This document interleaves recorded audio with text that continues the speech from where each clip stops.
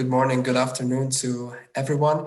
I would like to walk you through our innovation process on the early life or the LifeStart period, and also highlight some of the key aspects or some of the tools that we have available to help you in your needs and your challenges.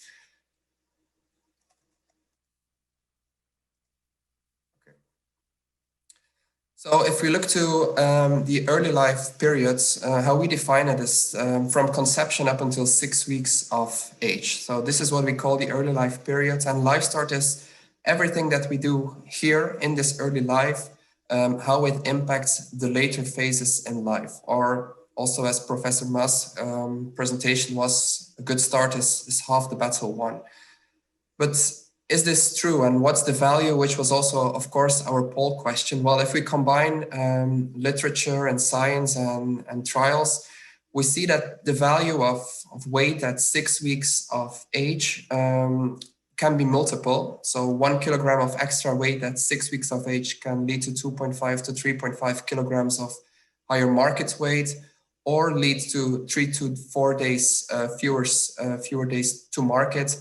And if you want to put an economic number on it, we can see that it's approximately €1 to €3 higher profit margin per slaughter pig that you can get. Of course, this depends on your production system, whether you're a full farm or only having a segment of pig production. And also, of course, varies on the actual pig prices and ingredient prices at that moment in time in your market. But for sure, there's something to gain, quite a lot to gain actually. So it is important to invest in early life. But then how do we do that? Well, if we look to the early life periods, we can actually identify 2 critical transition periods, as was already mentioned by the 3 previous speakers. And we can situate them right around farrowing, so the peripartal period, and also around weaning, where we have the periweaning period. And we like to call them in 2 syndromes, Sow Peripartal Syndrome and the Piglet Periweaning Syndrome. There are a lot of challenges happening there, very multifactorial, complex situations occurring, and each of them need to have a proper solution to make sure that at the end of 6 weeks this 6 weeks of age, you get your proper quality piglet, and as such determine your lifetime performance. We try to manage these and develop solutions in combination with our partners and customers, so that we keep in mind that they need to be profitable, they need to be user-friendly, and they need to fit within the context of production. As for example, mentioned by Dr. Plaske in the beginning, where sustainability will become more and more important in the near future. Well, of course, that's the context of production. That's the reality where your pig producers or you as a pig producer need to produce within the framework of production, and our solutions also need to fit within that context, or actually support it and drive extra profitability in that context. So let us start with the first transition periods and the Sow Peripartal Syndrome.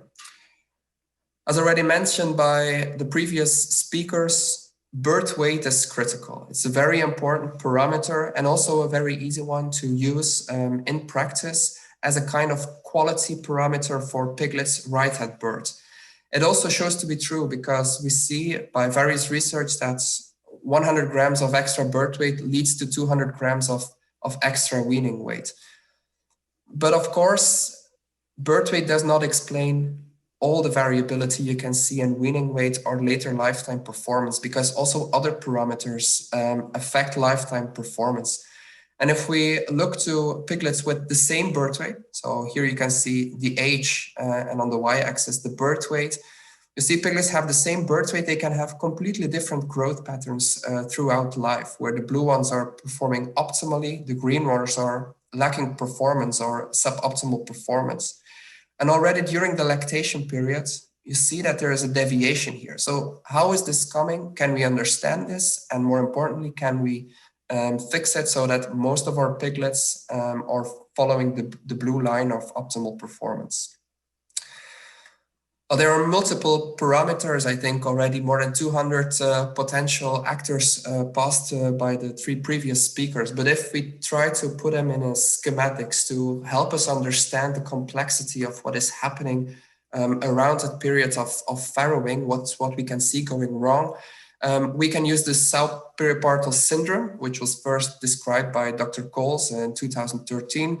But what you see is that the context is important of the farm, so the health status of your farm, animal management is important of the sows and the piglets. And if we specifically look to the sows, what can go wrong or which challenges become visible around the moment of farrowing, these should be very recognizable by the complete audience. So you can have problems with body condition, with slow parturition, with constipation, with hypogalaxia, as Dr. Farmer talked about quite extensively. Also on the piglet side, a lot of things can be a challenge. So problems with vitality, with birth weight, stillbirth rates. And actually, if you start mapping all the correlations or the links between these specific factors, well, this is a simplified schematic that you can get. So everything is linked to each other if you need to summarize, which means that if you have problems, for example, with low vitality, that this can be caused by multiple underlying causes. The same with hypogalaxia, as Dr. Farmer already mentioned quite extensively, can be caused by multiple factors or multiple underlying reasons. So we need to follow this roadmap if we find some challenges and try to find the underlying condition. What they do have in common is that in the end, they all lead to production losses. So performance losses in early life and as such also in total lifetime performance. Now let's look to some of these pathways a little bit more in depth. So let's assume you're facing production losses. And if you look to the piglets or the milk production, it comes a little bit from everywhere. So you have problems with stillbirth, birth weight, vitality. Also milk and colostrum production is insufficient. So it's very hard to pinpoint where the problem is. And then if you start looking to the sows, also there multiple problems can occur. And in the end, they can all lead back to deviating body conditions. You should not see all of them always. Maybe you see just part of them. But it just shows that deviating body conditions in sows can initiate quite some pathways that via multiple ways can lead to production losses. Of course, deviating body conditions of sows at moment of farrowing is something that is initiated during the gestation periods because of health issues, because of feeding schemes that are deviating. Can even go back to guilt management. So behind each of these boxes, there's a whole book to be written, of course. But it shows that deviating body condition or just controlling the body condition of sow is very crucial. And with bigger farms, with hyperprolific sows, this becomes more and more difficult, of course, especially because we want to drive to optimal production. So because it's so difficult, we cannot do it anymore on gut feeling. And that's why a lot of tools are being developed, like modeling tools to help steer on the right feeding scheme for the right sow, not only to reach the right body condition, but to reach the right body condition in the most profitable, economical, and eventually also sustainable way. So that was a quite broad one. Let's look to a more specific one. Production losses initiated specifically by low vitality or stillbirths. One of the common contributors to that is slow parturition. And that can again be induced by multiple factors, but it's not always the case. So let's look more in detail on that one. And actually, if you think on stillbirth in piglets, that's quite a funny thing, because already in 1990 it was shown, and it has been confirmed a few times after, that if you deliver piglets via cesarean sections, that actually 98% of the mature piglets are potentially viable at birth. So they have all the development and maturation available to be born alive. Of course, cesarean section is not something we do in practice. And if you look in practice, stillbirth rates are commonly between, let's say, 5 to 10%. As long as it's below 7%, we do not really see this as a problem in production. So how is this coming, this difference between the potential live-born and the actual live-born?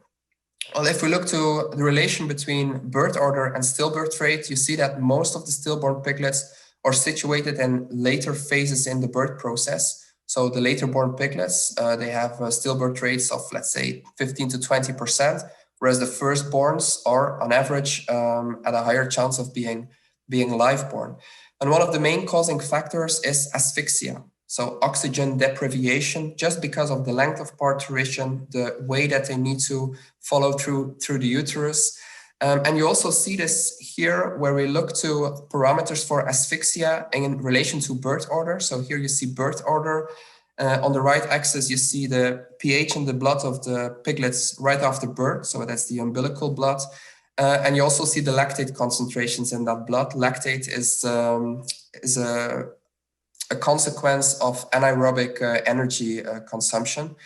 And what you see is that the lactate levels with birth order go up, the pH in the blood goes down. So you're creating an acidosis here of your piglets, which is purely a consequence of asphyxia of oxygen deprivation.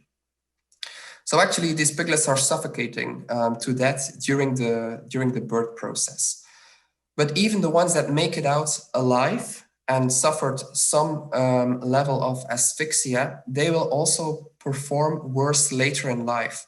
What you see here is 4 classes of piglets based on the blood lactate levels. So we have very low lactate levels, below 3.4, to pure asphyxia, so more than 6.4 millimoles per liter. And you see the parameters of colostrum intake, weaning weight, and daily gain post-weaning. And what you see is that with increasing lactate levels, the colostrum intake will go down, the weaning weight will go down, and even also the daily gain post-weaning will go down. So what happens during the hours of the birth process, of the farrowing process, does not only have an impact on the immediate neonatal period, but it has directly or indirectly an impact even in the post-weaning period, and as such, an impact on your piglet quality at 6 weeks of life, and as such on your lifetime performance. So we need to fix this. We need to have a solution for this, and we can talk hours on this one, but we developed peripartal sow supplement that in the end, based on meta-analysis, showed to give you 1 extra piglet per sow per year. What you see here is a meta-analysis of 9 trials performed in 6 countries, all on farms with having stillbirth rates of more than 7%. So farms facing challenges of stillbirth. On the 0, you see the control group, so sows that were not offered any supplements, and the blue bars show the average plus the 95% confidence interval of the sows that were provided with the peripartal sow supplement. And on average, you see that per liter, we get 0.4 piglets extra born alive. So on a total year, that's approximately 1 extra piglet per sow per year. And then we're not even mentioning the extra vitality of piglets, and as such also the quality at 6 weeks of life of piglets that were not stillborn. So these were just some highlights of what can go wrong around the period of farrowing, and also some of the solutions. Now let's move to the next transition period, the next challenging period, which is the period of weaning. And again here, what is commonly used in practice also, the weaning weight is a good parameter or a good predictor of future lifetime performance. And that shows to be true because again, here you see for extra 100 grams of weaning weight that you can get, you see that at 10 weeks of age, so at the end of the nursery, piglets have an extra 175 grams of body weight. But again, this is not the holy grail, so it's not all determining. Other parameters are also affecting the lifetime performance. You see the same graph here again. If you take piglets with the same weaning weight, the growth curve can again be very different for different piglets. And if you look more in detail, most of the difference in these growth curves are actually made during the first 2 weeks post-weaning. So once they reach 6 weeks, the growth curves are quite parallel. And that's also why we put early life periods the end of early life period at this 6 weeks. But how is this coming? What is causing this, and what can we do about it? So for that, you can approach it in the same way, but now focusing on the syndrome around weaning. So again, of course, animal management is important. Health status is important, as was extensively discussed by Professor Maas. If you look specifically to the piglets, you can have issues with low weaning weight, weaning stress, weaning age, of course, diseases, more specifically diarrhea, but also other diseases are very important, of course. Growth retardation, problems with water and feed intake, they lead to multiple issues like problems with feed efficiency, treatments, mortality, final body weight. And again, all of these are connected with each other, which means that if you have problems, for example, with high treatments, this can be caused by multiple reasons, and we need to find the underlying cause to tackle or to solve the problem in the right way. What they have in common again is that in the end, they all lead to production losses. So let's look at the first pathway, production losses that are initiated by too high treatments, mortality, growth retardation, and most of the time these are being caused by problems with diseases, with diarrhea. This will be, as already expressed also by Professor Maas, will be seen more and more, especially in Europe in the near future with the ban of the heavy metals, but also in other regions in the world, you see that the use of heavy metals is declining or being restricted, and also the use of antimicrobials is being pushed down because of governmental actions or because of consumer demands. So this means that the risk that we will face diseases and diarrhea will increase because we don't have these magical powders anymore available, or not as much as we used to, which means we need to change our way of working with piglets. And that includes health management, includes farm or animal management, but also includes feed management, of course. And to do our part, we developed different nutritional technologies that we put together in what we call a feeding program or a piglet feeding program to support gut health. And what you see here in the trial is meta-analysis of 3 trials in 3 countries. Over 5,000 piglets were there. All these farms were facing gut health challenges, so facing performance loss or treatments and diarrhea. And you see the effects of the difference between positive control, so classical commercial relevance piglet diet with antibiotics and heavy metals in the feed. The negative control is the same diet, but without antibiotics or heavy metals. And then we see our combination of nutritional technologies compared to that. If you look to the percentage of mortality, statistically it was not different, but it's only meta-analysis of 3 trials, so there's a power thing going on there. But if you look to the numbers, the mortality between the positive and the negative control were not that high. Also on the treatment sides there, we already saw a significant difference that if you have already antibiotics or heavy metals in the feed, your animal treatments will be lower than if you just drop out your antibiotics or your heavy metals in the feed and don't do anything else. If you look to applying smart nutritional technologies and combining them properly, you see that you can have both positive effects on mortality and also on the percentage of animal treatments. So with the right nutritional technology, we can support the gut health in absence of heavy metals or antibiotics in the feed. And more importantly, we are able to do that without compromising performance and profitability.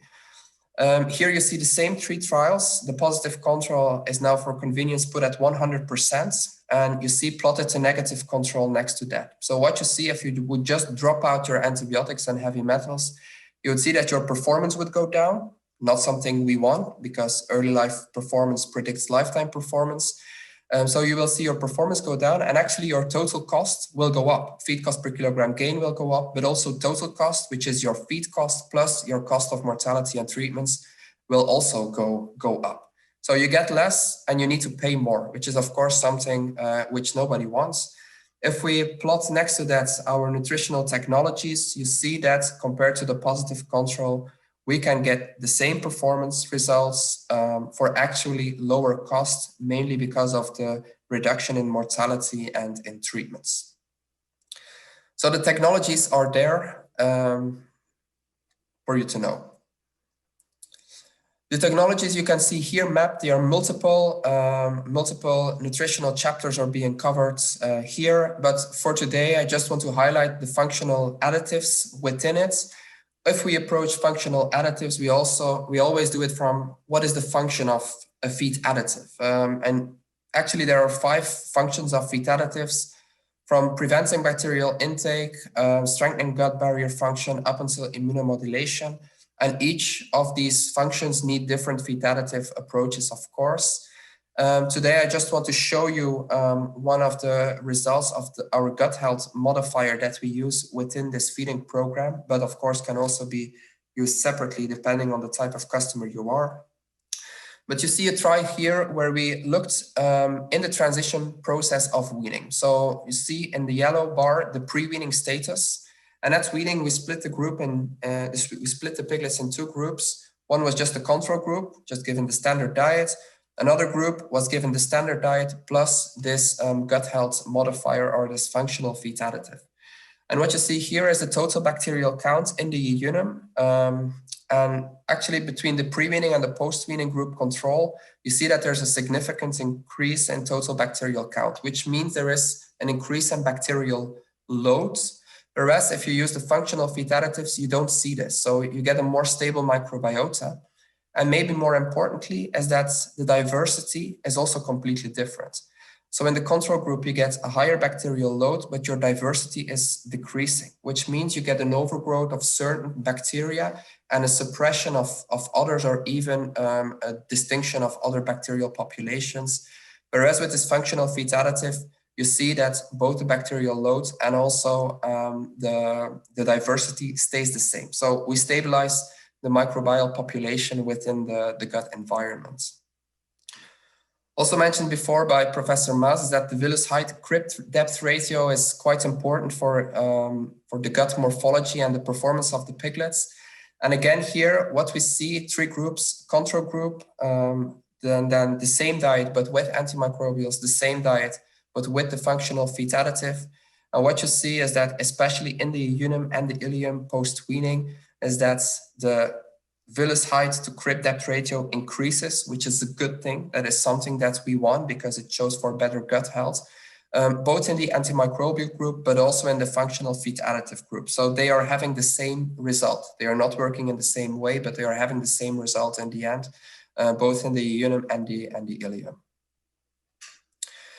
It also shows this specific feed additive in performance, because if you look to this meta-analysis, 14 trials, 5 countries, 3 continents where we tested this, it shows that we have a significant improvement in average daily gain of 6% and a significant improvement in feed efficiency of 3%. So what we see on stabilizing the microbiota and the gut morphology also shows in the end in performance, and as such also in profitability. So this was under gut health challenge, but what if there's no gut health challenge? Because there's not always one. Well, actually our goal stays the same. We just want to maximize early life performance and profitability, but of course the context has changed, which means we adapt and we develop new nutritional technologies. And one of these context changes could be that, for example, you're facing production losses with growth retardation, heterogeneity, and this is mainly induced by low feed efficiency. So what we did is we developed nutritional technologies within a feeding program for that. Here you see again a meta-analysis of 6 trials done in 2 countries, where we compared our nutritional technologies to 9 benchmarks. More than 277,000 piglets were involved here. And the benchmarks are put at 0%, and the bars show the relative difference of our nutritional innovations.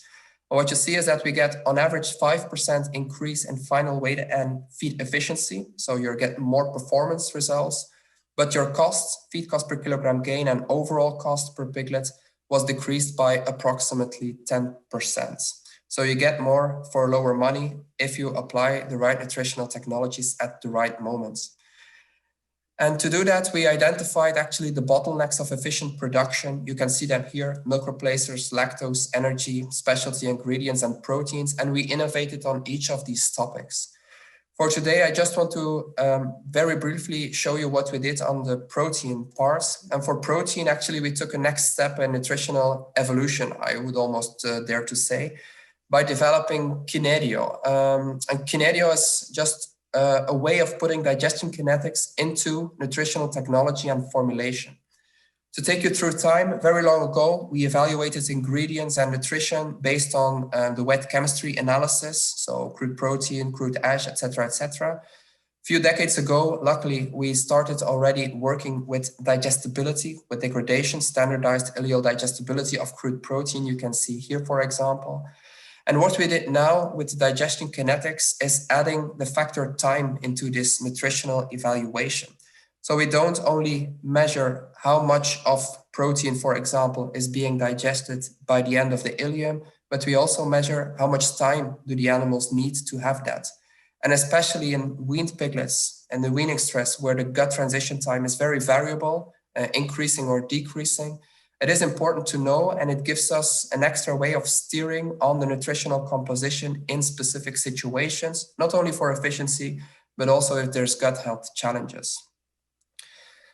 And just to show you what's possible, one trial here that we have done at our R&D facilities in Canada, for example, where we compared the implementation of Kinetico technology to high-quality performance-driven diets, so really pushing to performance diets. And what you see is the control group is always put at 100% here, and the group with Kinetico technology used in the nutrition formulation is put in the green one. And what you see is that we get a significant improvement in average daily gain and feed efficiency for lower cost per kilogram gain and lower corrected feed cost, which shows that it's a technology that can help us steer on efficiency, but, and that's other research, we can also use this technology to steer on more gut health. So to conclude, early life nutrition is important, and it's defined from conception up until 6 weeks of age. In the end, it can give you quite some benefit on market weight, on days to market, but also on profit margin. And there are 2 critical periods, which are actually our guiding maps within this early life period. And the trick is to identify the real underlying need, which is very complex, and in the end, match the right solution. Identifying the underlying needs, our Trouw Nutrition representatives or your contacts can help you with that. And of course, they have back office support by the experts. And then they have certain tools in their toolbox to help you find the right solution with the 4 portfolios where I just gave you some of the examples of potential solutions from. Thank you very much.